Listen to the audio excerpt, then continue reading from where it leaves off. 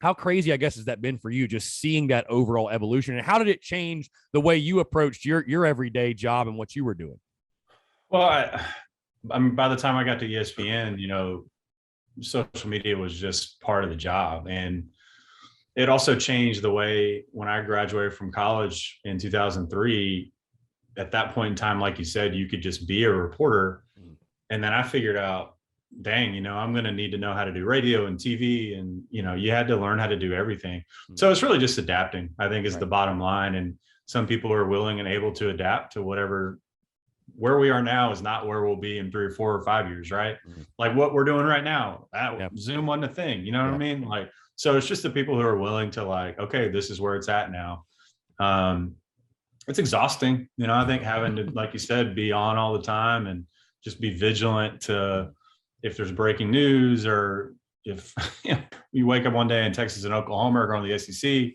I mean, you just never know. Like, so it just creates this 24/7. It's just part of the rhythm of your life. And I won't lie, man, like I don't miss that. I don't have to look at Twitter like I did, and I'm able to like unfollow some team accounts that I just followed for sport before. And I just think it can burn you out. And I don't think that's just media. I think fans and whatever else, I mean, you can burn out on content, just consuming. And when you're the one who's forced to help create it, I think that it definitely boosts the burnout rate for sure. So it happened pretty gradually. I can't hate it because it did help me elevate myself and separate myself in Columbia. And, I tried to be okay at it when I was at ESPN and not be too antagonistic and understand that fans are going to be fans and they're going to get after you. And that's part of it.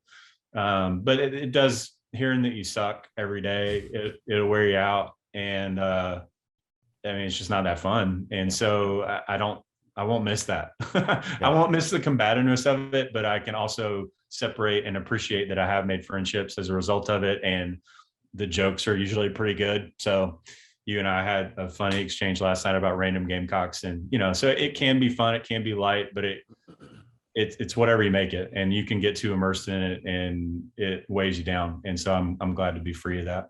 Yeah, Travis, that's great perspective. Yeah, definitely from somebody in my seat that sees it as well, and the combativeness, and especially the last couple of years of Gamecocks football. You're right. I mean, it's there's a lot of pros to it, but certainly like anything else, there are cons as well. But you take the coaching search, right?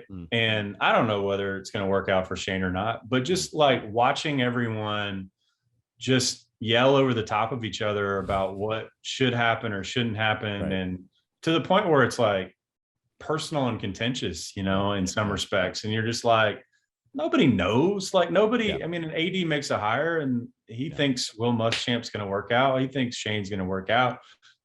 Pro teams make hires, whatever. Like nobody knows if a hire is going to work out. You do your math and you hope and you set yourself up for success and you give them resources. But like, I don't like the vitriol, and I don't like that we take it to that level. And I understand that some people are going to do that, but I hate that.